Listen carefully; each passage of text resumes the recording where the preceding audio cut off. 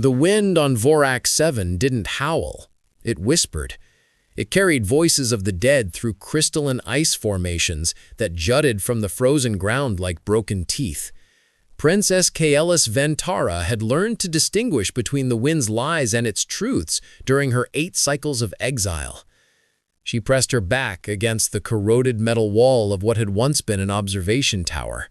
Her silver skin, normally luminescent like moonlight on water, had faded to the color of ash. The elegant robes of the Celestial Syndicate were long gone, replaced by scavenged thermal wraps that barely kept her core temperature stable. Kaelis closed her eyes, both of them aching from the perpetual twilight of this forsaken moon, and reached inward to the place where her power once lived. The psychic resonance that had marked her as heir to the Syndicate's throne now felt like a dying star in her chest. Corrupted, they had called it. Dangerous, unstable. Her own mother had looked away as the council sealed the exile decree. A sudden tremor shook the ruins. Kaelis's eyes snapped open, her hand instinctively moving to the energy blade she'd fashioned from salvaged parts. But this wasn't a groundquake. Her senses, dulled by hunger and cold, suddenly sharpened. Something was falling from the sky. She climbed the tower's precarious stairs, each step a negotiation with metal that groaned under even her diminished weight. From the observation platform, she watched a streak of fire tear through Vorak 7's methane clouds. A shuttle, small, human-made by the engine signature, spiraling out of control. The crash sent up a plume of ice and dust 3 kilometers away. Kaelis stood motionless, her breath forming silver clouds in the frigid air. Another soul, stranded on this graveyard moon. She could help. She should help. But the last time she'd trusted someone, she'd woken in an escape pod, hurtling toward this frozen hell. Her fingers tightened on the blade's hilt. The crash site glowed with residual plasma fire, a beacon of warmth in the endless cold. Her body made the decision before her mind could stop it. She was already climbing down, already moving across the ice fields. Perhaps it was loneliness that pulled her forward. Perhaps it was the faint, desperate hope that not everyone in the universe would see her as broken. The shuttle's emergency lights pulsed weakly as she approached, and through the cracked viewport, she glimpsed movement. A human male, blood trailing from a cut above his eye, fumbling with the release mechanism.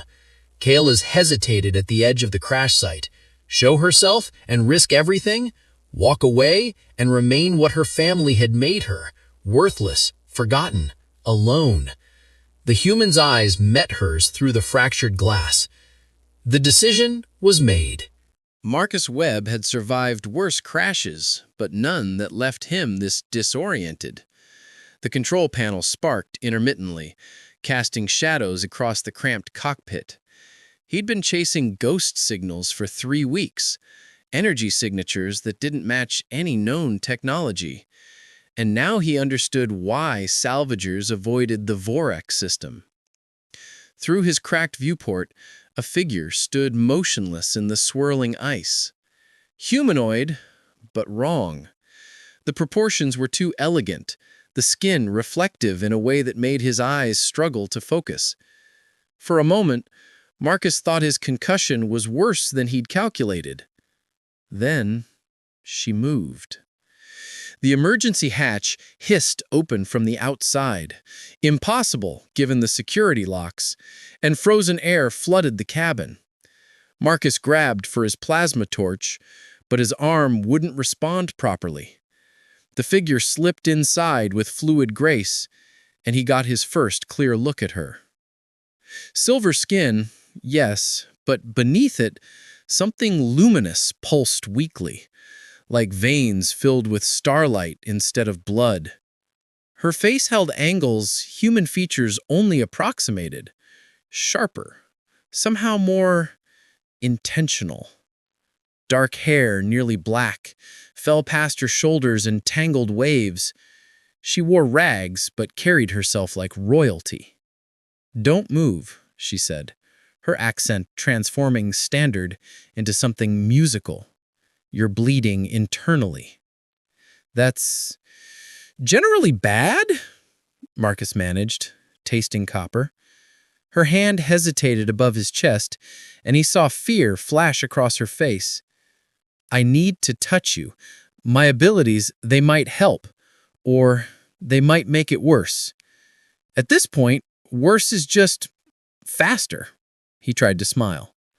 She placed her palm against his rib cage, and Marcus's entire world became heat. Not pain, the opposite. Warmth radiated from her touch, spreading through his chest like liquid sunlight. He felt his punctured lung knit itself together, felt broken ribs realign and fuse. But more than that, he felt alive in a way he hadn't in years. Every nerve ending sang, colors became sharper, the cold retreated. Kalis gasped and pulled away, stumbling backward. Her silver skin glowed brighter now, pulsing with that inner light. I'm sorry, I didn't mean to. What are you apologizing for? Marcus sat up slowly, testing his newly healed ribs with wonder. You just saved my life. My power is unstable, corrupted. I could have hurt you. Her voice carried the weight of words she'd been told so many times she'd made them truth.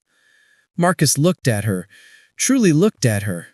He saw the fear, yes, but also the loneliness carved into every line of her posture, the way she held herself apart, as if contact itself was dangerous.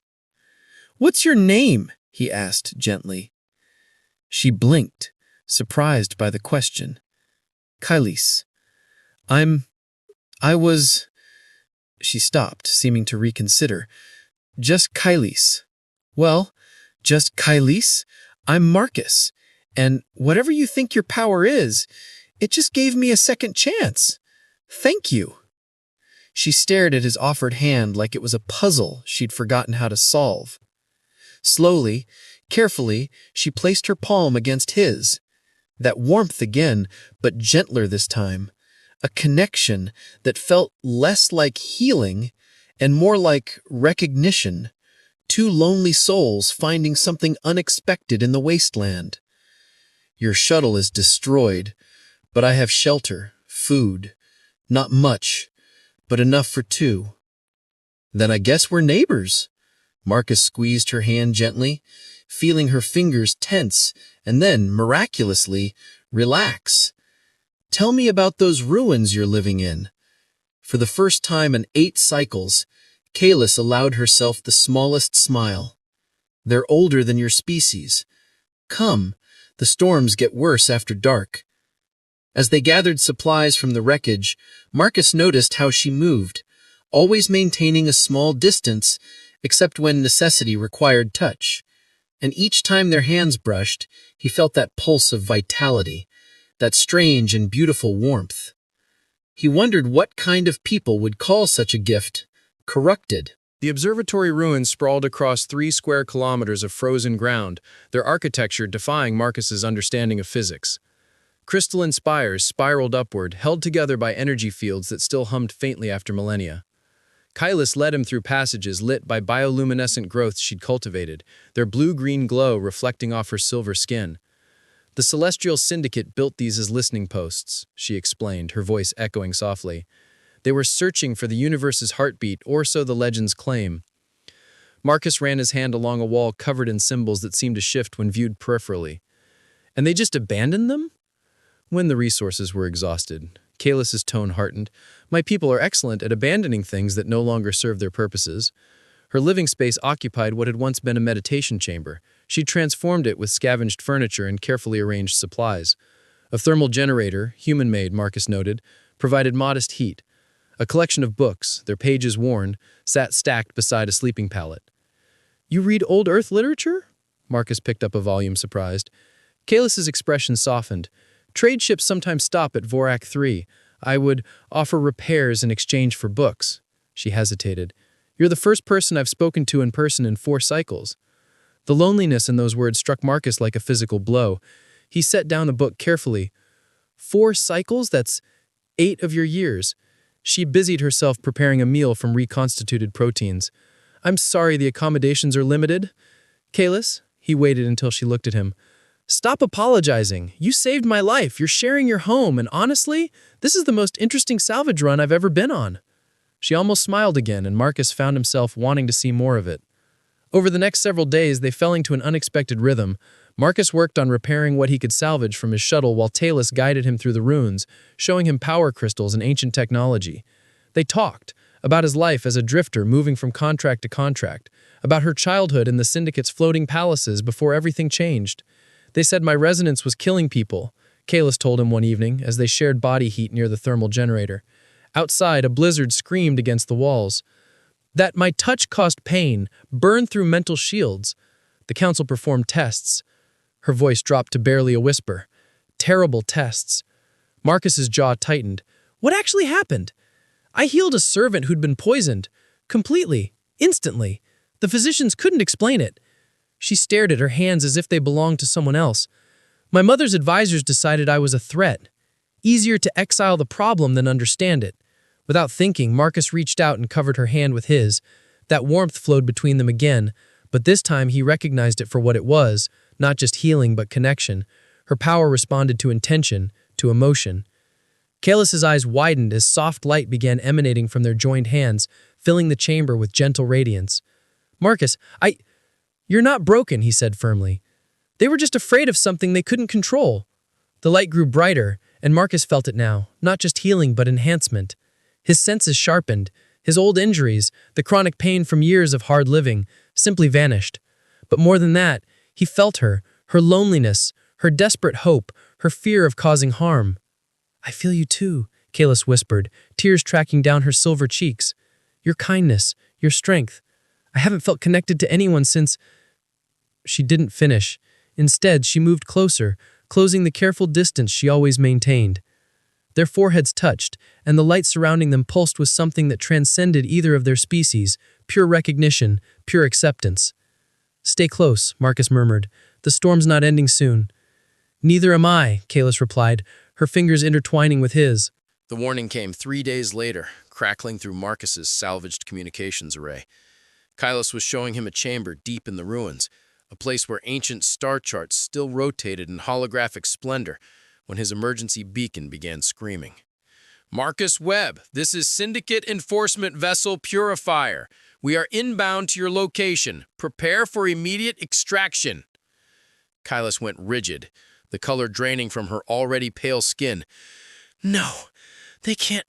How did they find me?" Marcus was already pulling up the scanner data.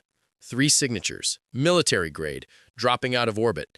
His stomach sank as he accessed the intercepted transmissions he'd been passively monitoring. "Kylos, I need you to listen carefully." He turned to face her, gripping her shoulders. "They're not here to rescue me. They tracked the energy signatures, your energy signatures. There are files here about you, about eliminating a corrupted royal liability." Her legs nearly gave out. Marcus caught her, and that familiar warmth pulsed between them, though now it felt desperate, afraid. "They're going to kill me," she whispered. "After all this time, they still fear what I might become." "There's more." Marcus pulled up the technical documents he'd been decrypting. "Your abilities, they're not corrupted. Look at this." He showed her the Syndicate's own research. "Your psychic resonance operates on a frequency that can stabilize stellar cores. Your people's sun is dying, Kylos. You could save billions of lives." She stared at the data, comprehension dawning in her eyes. "Then why exile me? Why send assassins?" "Because your mother's chief advisor has been embezzling the resources meant for finding a solution. If you return and fix the sun core, his corruption gets exposed." Marcus's voice hardened. "You were never the problem. You were just inconvenient to the wrong people."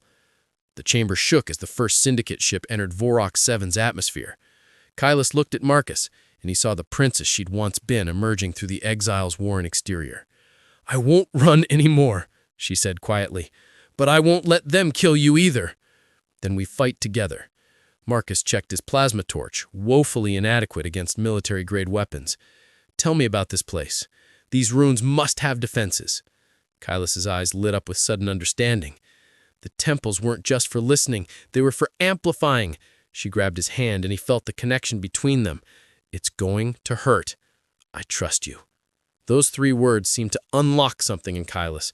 She led him to the chamber's center where a crystalline platform hummed with dormant energy. As the syndicate ships landed outside, she placed both palms against the crystal, and Marcus pressed his hands over hers. "Whatever happens," Kailas said, turning her head to look at him, "thank you for seeing me, the real me." Marcus leaned forward, closing the final distance between them. Their lips met softly, tentatively, a first kiss born of desperation and something far more profound. The warmth between them exploded into brilliance, and Kailas's power surged through the temple's ancient systems. Outside, the syndicate hunters approached with weapons ready. Inside, 2 people who'd been deemed worthless by their respective worlds prepared to prove everyone wrong. "Ready?" Kailas asked, her voice steady now. "With you, always." Marcus tightened his grip on her hands. The temple began to sing. The first hunter through the temple entrance never saw what hit him. Kailas's amplified resonance swept through the corridor like a tidal wave of pure life energy. The man's weapon clattered to the ground as his body seized, not in pain, but an overwhelming sensation. Every nerve ending firing at once. Every old injury healing instantaneously. His mind flooded with the psychic impression of connection, of being truly seen. He collapsed to his knees, tears streaming down his face, unable to continue his mission. The second and third hunters fared no better. Kailas stood at the chamber center, Marcus beside her with hands still joined to hers, channeling his strength into her abilities. The temple's crystalline structures blazed with silver light, transforming her exiled power into something magnificent. "Stand down," she commanded, her voice carrying harmonics that resonated in the bones. "I am Princess Kailas Ventara, heir to the Celestial Syndicate, and I will not be murdered for political convenience." The lead hunter, a woman with cold eyes and colder orders, raised her plasma rifle. "The Council's decree is absolute. You're too dangerous to—" Marcus stepped forward, still linked to Kailas. "Then shoot through me first, because you'll have to kill us both." The hunter's finger tightened on the trigger, but before she could fire, the temple's energy pulsed again. This time, Kailas didn't attack. She showed them. Through the amplified connection, every person in the temple experienced her memories, the false accusations, the brutal tests, the exile, and beneath it all, the truth. Her power had always been meant to heal, to strengthen, to unite. The rifle lowered slowly, the hunter's expression cracked. "They told us you were a monster." "They lied," Kailas said simply. "But I don't blame you for believing them. I believed it myself once." A new voice crackled over the hunter's communications. "Enforcement team, report. Has the target been eliminated?" Kailas recognized that voice. Her mother's chief advisor, Vex Morden, the architect of her exile. The man who'd whispered poison into the council's ears while embezzling the resources meant to save their dying son. Marcus squeezed her hand, and she felt his support flowing through their connection. She lifted the hunter's communicator. "Advisor Morden, this is Princess Kailas Ventara. I'm very much alive, and I'm coming home." The silence stretched for 3 heartbeats. Then, "Kill her! Kill them all! I'll triple your contract!" "We decline," the lead hunter interrupted, something like shame in her voice. She looked at Kailas. "Your Highness, if even half of what you showed us is true, the Council needs to see it." "They will," Kailas promised. "But first, I need to know, is my mother still alive?" "Yes, but the Sun Core destabilization has accelerated. The Syndicate has maybe 2 cycles before catastrophic failure." Marcus pulled up the technical data on his salvaged equipment. With Kailas's abilities and the right equipment, she could stabilize it, but it would take direct access to the core chamber. "Morden controls access," the hunter said. "He'll never allow it." Then we'll make our own access, Kay Alice said. She looked at Marcus, at the man who'd seen worth in her when she'd forgotten her own. Will you come with me to face them? You think I'd let you have all the fun? Marcus smiled. Besides, someone needs to document the moment when an exiled failure saves an entire civilization. Over the next hours, they made plans. The hunters, confronted with the truth of what they'd nearly done, offered their ship and their testimony. Kay Alice spent the time before departure with Marcus in the quiet of her meditation chamber, neither speaking, both knowing that everything was about to change. Whatever happens, Marcus said finally, this wasn't just survival. What we found here was real, Kay Alice finished. She cupped her face in her hands, that gentle warmth flowing between them. Their second kiss was slower, deeper, a promise rather than desperation. When they finally pulled apart, Kay Alice's silver skin glowed with steady radiance. The journey to the Syndicate's homeworld took 6 days. Kay Alice spent them learning to fully control her abilities, with Marcus as her anchor and partner. By the time they arrived, she was no longer the broken exile. She was something the Syndicate had never seen before. A princess who'd learned power through connection rather than domination. The confrontation with Morden was brief. Faced with testimony from his own hunters, evidence of embezzlement, and a very alive Kay Alice, his political empire crumbled. Her mother wept when she saw her daughter. Tears of relief and shame intermingled. I believed them, she whispered. I let them convince me you were dangerous. Can you ever forgive me? Kay Alice thought of 8 cycles alone in the ice, of learning to believe she was worthless, of nearly letting Marcus die rather than risk using her corrupted gift. Then she felt Marcus's hand slip into hers and remembered what he'd taught her about second chances. Help me save our son, Kay Alice said. Then we'll talk about forgiveness. The Sun Core stabilization took 3 days of continuous effort. Kay Alice stood in the heart of a dying star, channeling life itself through crystalline conduits, while Marcus monitored from the observation deck. When it was done, when the core pulsed with renewed stability, the entire Syndicate felt the change, a warmth spreading through their worlds, literal and metaphorical. Kay Alice emerged exhausted but triumphant. Marcus was there, as he'd promised, waiting with a blanket and terrible salvager's coffee. So, he said as she collapsed against him, what does a princess do after saving billions of lives? Kay Alice looked up at the man who'd crash-landed into her exile and changed everything. I was thinking, maybe see the universe? There are other people out there who've been told they're worthless. Maybe we could help them remember otherwise. We? Marcus grinned. Unless you have somewhere more interesting to be? He kissed her forehead, and the connection between them sang with contentment. Princess, I learned something on Vorik 7. The most interesting places are wherever you are.